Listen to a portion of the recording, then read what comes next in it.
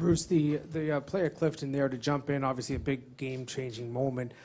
Just talk about that goal itself and his ability to jump in and what you've seen maybe in his development the last 8 weeks to give him the confidence to do that. Well, he's certainly not afraid to get involved. We noticed that when we first saw him. It was almost a detriment at times. We saw him at a rookie camp in Buffalo. So he's learned when to go, when to be a good support person on the rush. He's done a great job for us since he's been here. And he has the ability to separate. So he can skate and beat his guy up ice, goes to the good spots. That's how he got his goal against Carolina, right in front as well. So good for him. I mean, it was a real timely goal for him. He was a little fortunate, but his stick was on the ice. He was ready for the puck. And we got a good bounce on that one. But he's certainly a guy that can add some offense to the back end. A sneaky kind of guy. He's not a guy you notice a lot, not flashy, but he certainly get up there. Front right. Bruce, after the second goal, you seemed to get away from the Bergeron-Shen matchup. Give me your thinking for that. It wasn't going our way, EJ. It was that simple. I thought, Bergie's line had a tough time finding their game tonight. The other guys were a little bit ahead of them in terms of their, puck possession. And so we've used Corrali's line all year against good lines, so we decided to maybe go that route. Worked out for us tonight. We'll reevaluate on Wednesday. Or Coyle's line, I thought they were having a good night too, so a little more offense against offense, and they had the puck a lot, so I think that's one way you contain good lines. And usually Bergie's line will have a lot of O-zone puck possession, but for whatever reason tonight they weren't able to do it as much as they typically do. Left side, third row. Bruce, can you elaborate a little bit more specifically on what you liked about Crowley's line and what you saw from them tonight in their minutes? Well, this is what they do.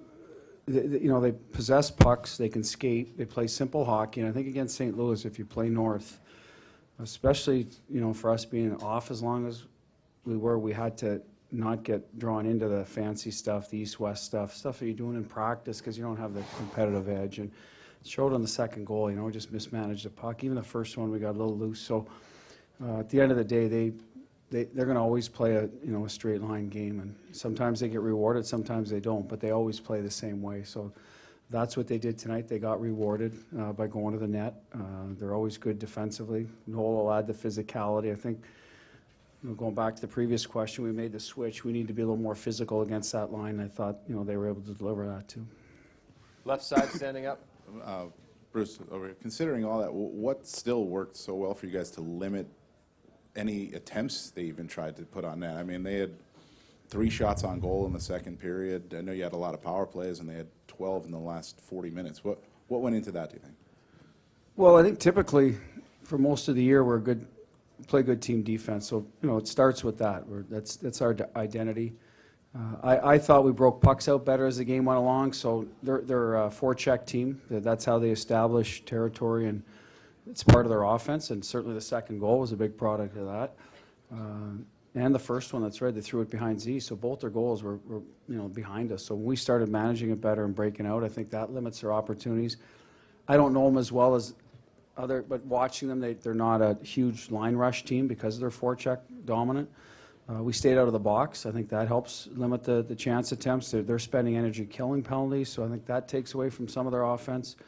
And I think we just know how to check, Dan. I think we've done it to Carolina, Toronto, Columbus. We know how to play winning hockey when we need to and limit the other team's chances, and that's a credit to the veteran guys in the room. Left side, second row. Coach, what does it say about the makeup of your team that you're able to come back and do so against a team as stingy as the Blues? And is it easier to muster whatever energy is needed to do something like that, considering what's at stake? Well, listen, I wouldn't make it a habit. I don't think we're going to be able to do that every night against good teams. St. Louis certainly a good team. But I think some of it was we weren't too happy with the way the game was going. We weren't playing our game. We weren't playing to our standard. And I think after the second goal, our guys, that kind of woke us up. And from there, you need something good to happen. It did. The Crowley played at Clifton, got us into the game, got the crowd back into the game, and all of a sudden, now we're starting to go. And, when we start skating, second period, it can be tough on one team or the other with the long change. Whatever team starts to dominate, I've always found the second period they'll continue to dominate because the other team gets stuck getting the puck out, changing. They never really establish anything. So that we were able to build on that first goal. And But our team's been resilient all year, if you watch our group. And not necessarily from comebacks, but just, different guys in the lineup, different guys producing. We're generally going to, up and down the lineup, get guys that are going to play hard, and they're not going to quit, that's for sure. And they're going to respond, and tonight was a good example. We'll do a few more left side, third row, Frank. Bruce, what is it about your power play that seems to need so little offensive zone time in order to create chances and score? Well, we got some skill, guys that can finish, some individuals that can do some things one-on-one. I think Charlie got a bit of a break. I don't know if that hit their stick or not, but JoJo got through there once too, hit a post. So we're okay with designing breakouts where there's a chance to score off the rush. We did it well against Carolina, and we encourage our guys to attack if it's there. I thought it was sloppy tonight in general, our power play. Didn't execute as well as it typically could. Some of that has to do with the break. I think you lose your edge a little bit. I also thought we generated some good plays. Real nice play to Marsh through the seam. We just misfired on it. We, like I said, hit a couple of posts, had some net front tips, because I think St. Louis makes it difficult to get inside. We like to play down low on the power play, so now you've got our strength against their strength, and for the most part, they won the battle there tonight, but at the end of the day, we were able to get one off the rush, and it was very timely as well. We'll do two more questions, left side. Coach Jimmy Murphy, Boston Hockey Now.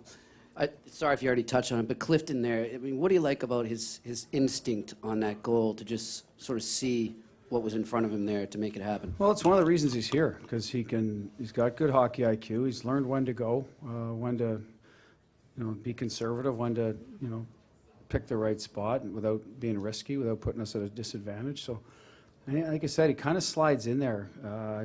All of a sudden, he's there. So obviously that's smarts, and it's also foot speed. He's a better skater, I think, than people realize. He's stronger on his feet, I think, than people realize. And when I say people, I mean the opposition. So I think that's what allows him to be there. And he's got a little bit of that. They call it Cliffy hockey. He just plays. He plays on instinct.